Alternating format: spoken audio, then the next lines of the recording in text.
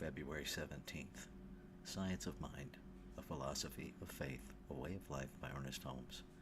Reading from page 103, paragraph 4, through page 114, paragraph 1, using inclusive language. We are on the verge of disclosing a spiritual universe and will ultimately conclude that what we call the physical universe is a spontaneous emergence through evolution of inner forces which cannot be explained, but which must be accepted. How then can we doubt that the very mind which we now use is the intelligent principle from which all life draws its power to be and its intelligence to express? The furtherance of evolution depends upon our ability to sense a unity with nature and its forces. When the knowledge of this unity comes alike to all, the tread of armies will cease, and the bugle will echo the soft notes of love for one another. Immortality. Suppose we should be able to view the world, not as we do now from one plane, but from 10 different planes. What would happen? We should certainly see 10 times as much as we do now.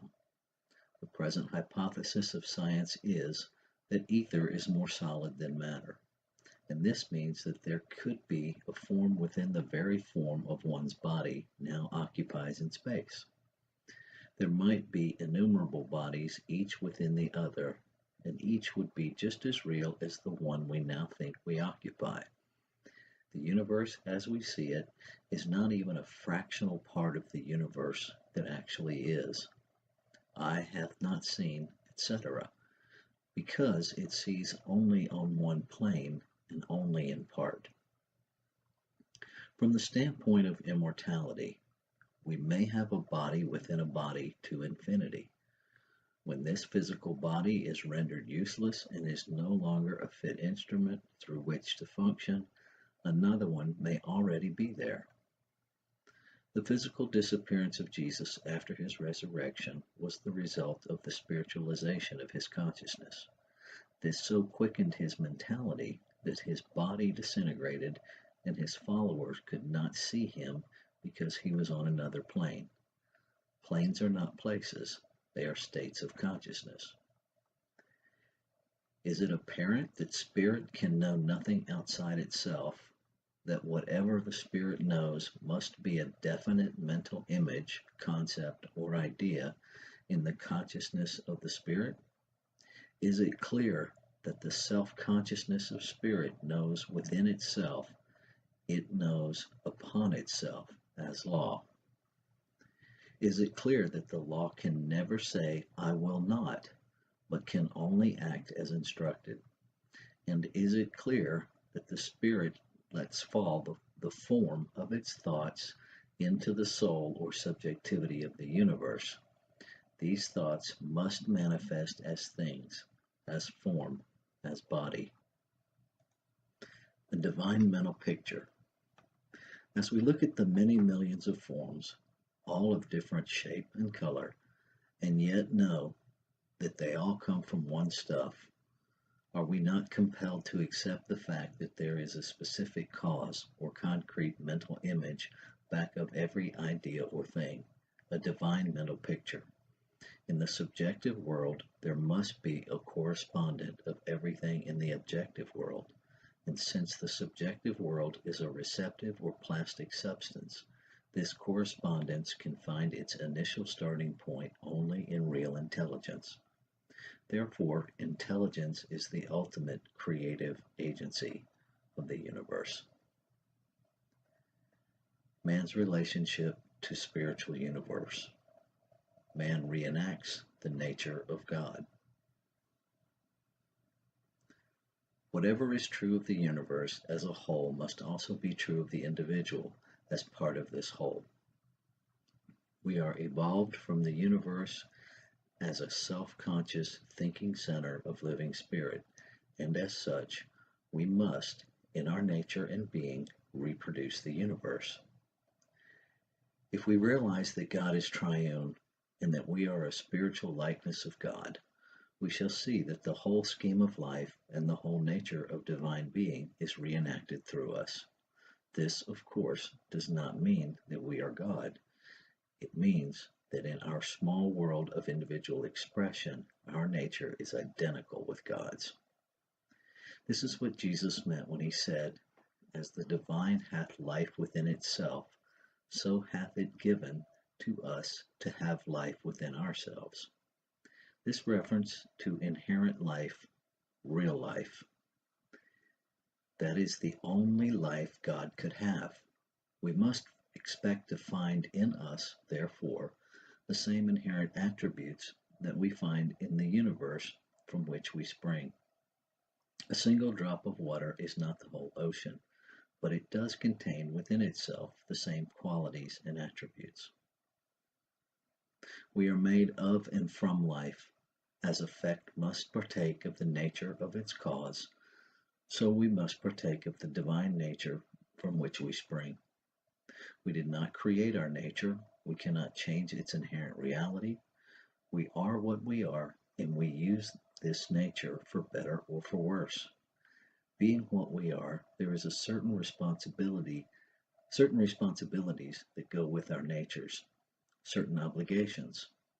If our thought is creative, and if we have selectivity, that is, volition and choice, and if we are unfolding to a discovery of our true nature, which must already be perfect, then the obligation and responsibility of this nature could impose freedom or bondage upon us temporarily, but our bondage cannot be real from the standpoint of the absolute.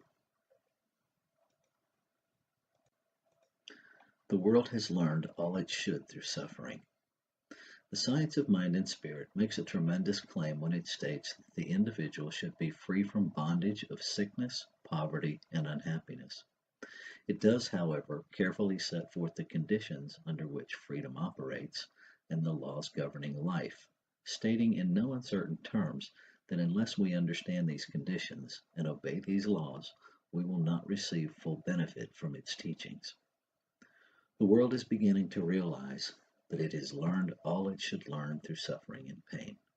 Surely there can be no intelligence in the universe that wishes us to be sick, suffer pain, be unhappy, and end in oblivion. Surely, if God or universal intelligence is imbued with goodness, then it could not ordain that we should ultimately be other than the perfect expression of life. We have shown that our nature is the same as God's nature.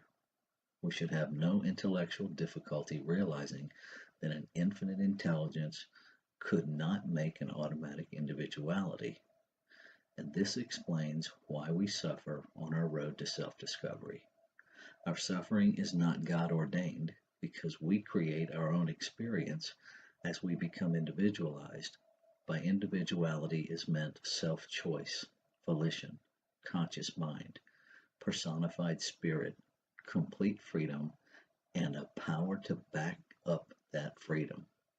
We cannot imagine a mechanical or unspontaneous individuality.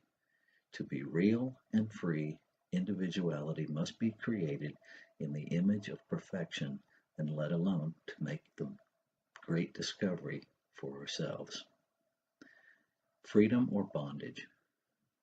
We therefore arrive at the conclusion that while bondage is an experience, there is a reality to which bondage is not real.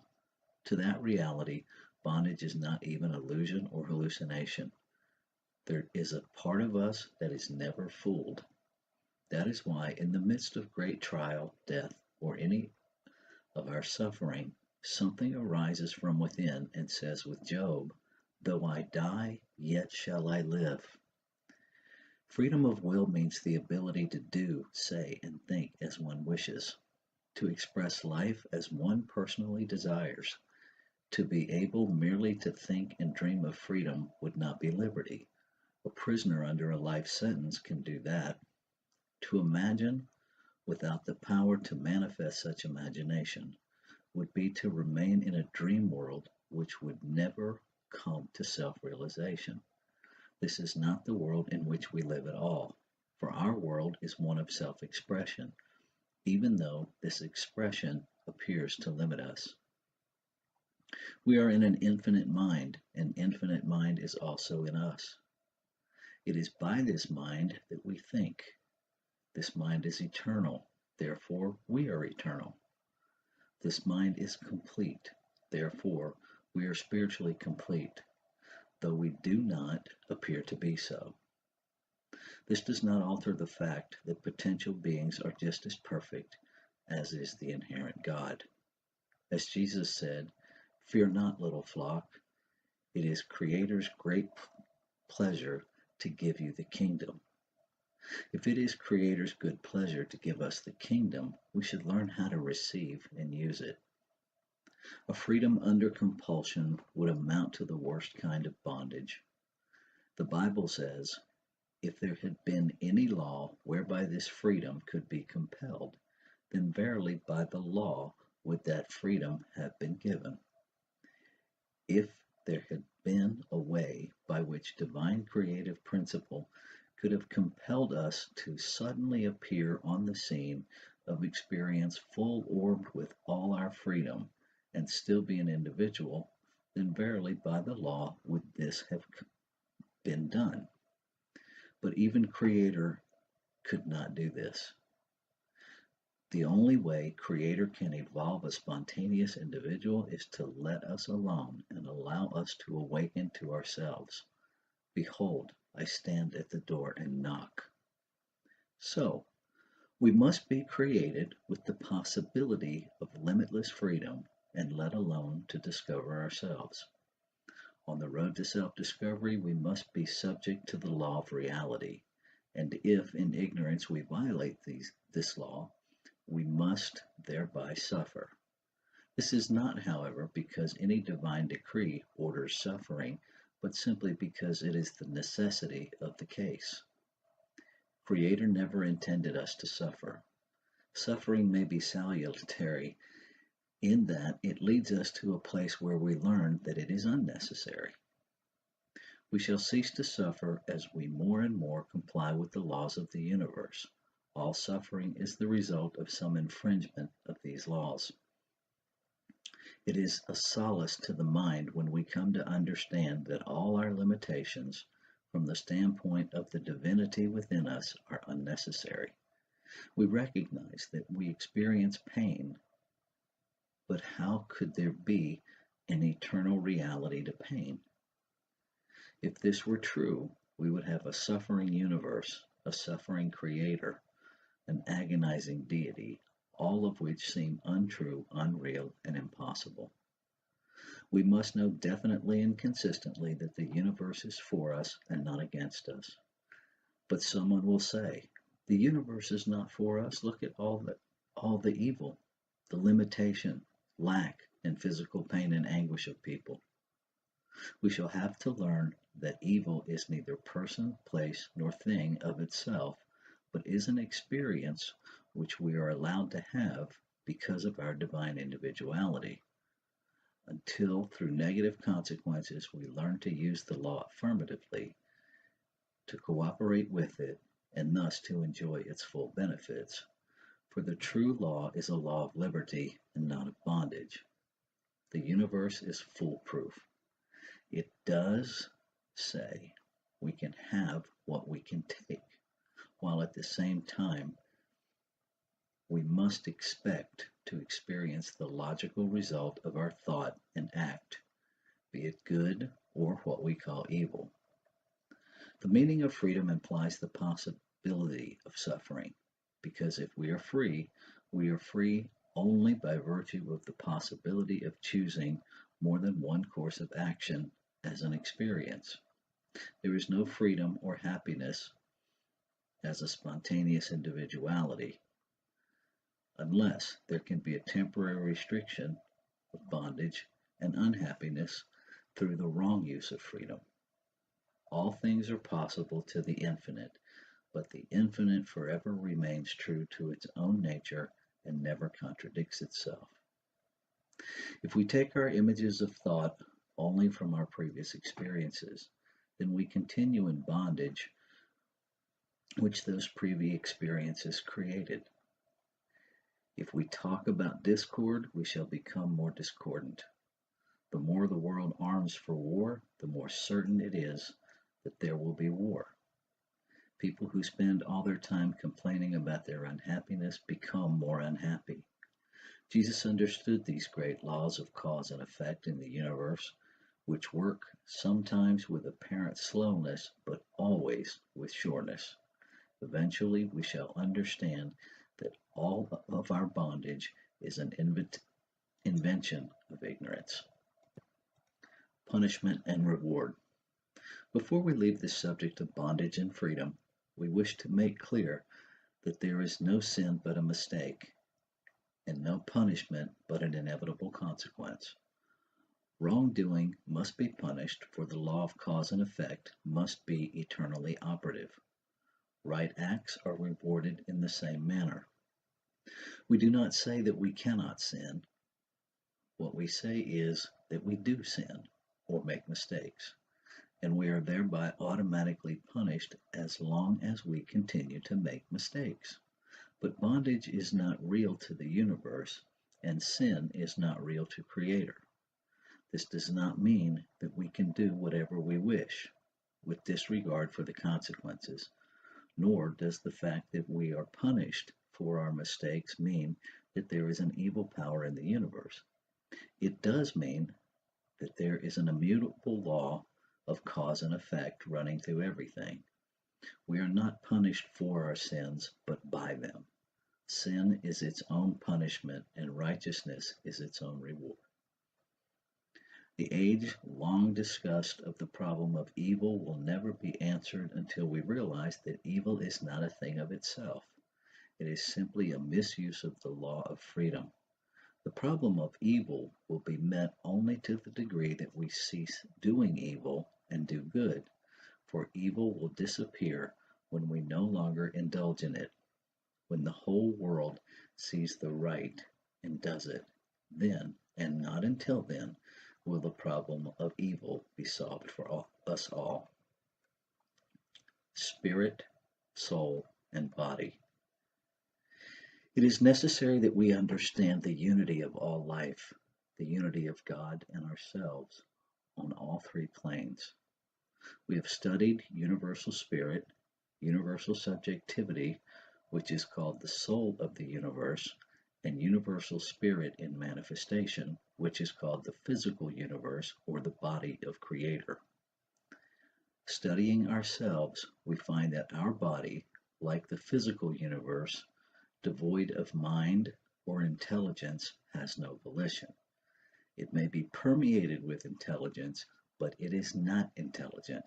It is one with the body of Creator, the physical universe. What did we learn about the soul of the universe? Remember the qualities that were discussed under the head of subjectivity, and you will find all of them depicted in what is called the subjective nature of people. For our subconscious or subjective mind reproduces all of the attributes belonging to universal subjective mind. When we turn to the spirit of people, we find that it is one with the Spirit of God, i.e., we are a self-conscious, thinking, choosing center of individualized intelligence or divine consciousness in the great whole. So, we find that we are one with everything physical in the physical world, one with the soul of the universe in the subjective world, and one with the Spirit of Creator in the conscious world. Through that which we call our objective or conscious mind comes what we know of Creator and life. The objective or conscious mind is the spirit mind from which we have been looking, but it is not fully developed. If this were not so, there would be no mind with which to look.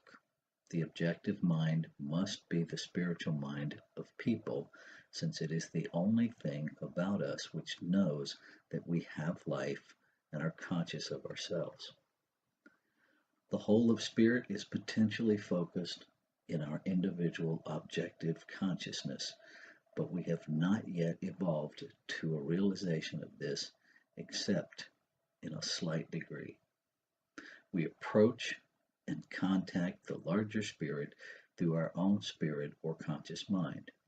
The doorway to the Absolute stands open at the center of our intuitive perception. We enter the Absolute through that which appears to be finite because the finite must be drawn from the infinite.